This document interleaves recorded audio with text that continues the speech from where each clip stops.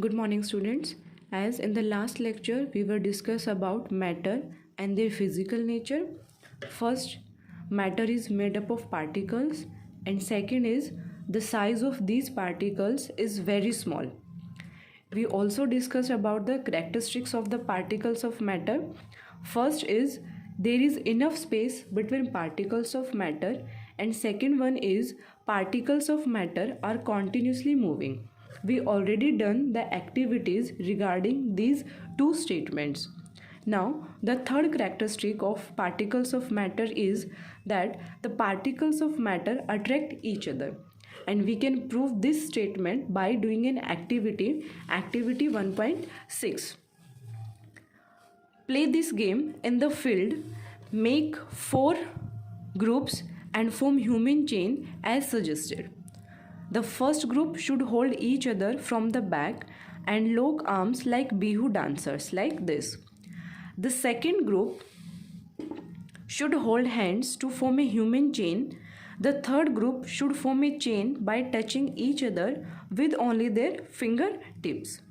Now, the fourth group of students should run around and try to break the 3 human chains one by one into as many small groups as possible. Then, which group was the easiest to break and why? So, clearly, the third group should be easiest to break because students are holding each other very weakly. So, the third group should be easiest to break. Now, if we consider each student as a particle of matter, then in which group the particles held each other with the maximum force? So clearly the first group students hold each other with the maximum force. Now the next activity is take an iron nail, a piece of chalk and a rubber band. Try breaking them by hammering, cutting or stretching. In which of the above 3 substances do you think the particles are held together with greater force? So the particles in iron nail are held together with greater force, as these are not separated by even hammering. So the particles in iron nail are held together with greater force. Now the next activity is open a water tap. Try breaking the stream of water with your fingers. Were you able to cut the stream of water? No, we can't able to cut the stream of water. What could be the reason behind the stream of water remaining together? The stream of water remains together because there is attractive force. Between particles of water. So the stream of water remains together. So from these activities from 1.6, 1.7 and 1.8, we can conclude that particles of matter have force acting between them. The magnitude of this force vary from one kind of matter to another kind. Now the next topic is states of matter.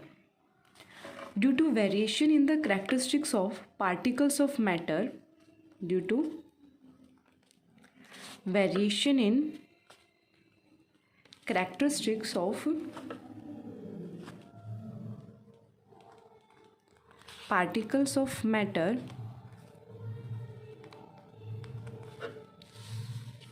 there exist mainly 3 states of matter.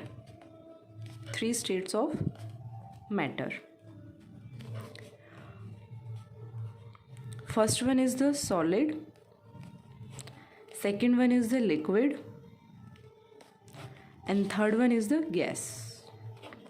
So there exist mainly 3 states of matter. First one is the solid, second one is the liquid, and the third one is the gas. Now in this chapter we are going to discuss about these 3 states separately. So the first state is the solid state. A solid has a definite volume.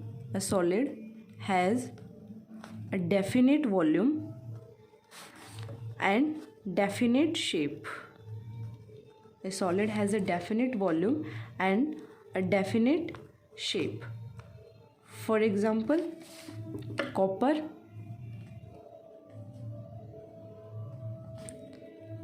iron, ice, etc. All these are the examples of solid state, because the particles of these substances, these matter, have definite volume and definite shape, so these are considered as a solid. Now in activity 1.9, collect the following articles: a pen, a book, a needle, and a piece of wooden stick. Sketch the shape of the above articles in your notebook by moving a pencil around them. Do all these have a definite shape, distinct boundaries, and a fixed volume? Yes, all these materials, a pen, book, needle, and a piece of wooden, all have a definite shape, distinct boundaries, and a fixed volume. Now, what happens if they are hammered, pulled, or dropped? What happens if they are hammered, pulled, or dropped? So the shape and volume changes on hammering. The shape and the volume changes on hammering. Are these capable of diffusing into each other? No, they do not diffuse into each other, because these are the solids. So even on hammering, these are not capable of diffusing into each other. Try compressing them by applying force. Are you able to compress them? No, it is difficult to compress these articles. So from this activity we can conclude that there are some properties of solids. From this activity we can conclude some properties of solids. And what will be these properties? Properties of solids. First, solids can diffuse into liquid. Solids can diffuse into liquid, as we done in activity 1.1 and 1.2. We take a beaker filled with water and we add some salt and sugar. So salt is a solid and water is liquid, so we can say that solids can diffuse into liquid. And the second property will be their compressibility is negligible, as in this activity C we cannot compress these articles, so we can say that the solids have negligible compressibility. Negligible compressibility. Also, all the solids are very rigid and cannot flow. All the solids are rigid and cannot flow, have high density,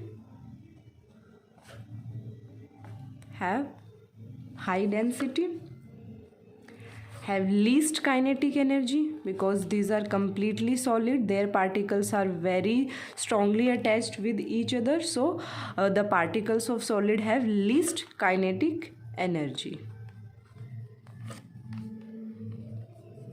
And there is one more property of solid, that is least interparticle space. All the solids have least interparticle space, means particles के बीच जो space है वो बिल्कुल ही less है, एकदम almost negligible.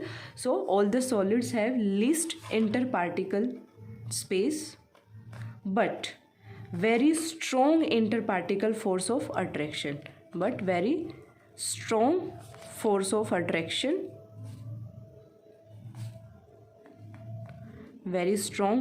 attraction between particles.